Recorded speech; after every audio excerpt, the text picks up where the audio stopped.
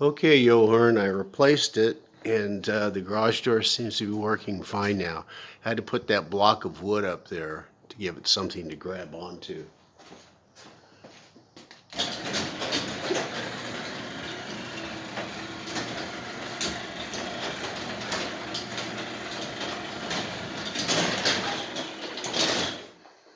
Okay, I can always paint the wood white later to make it match, but at least for now it's working.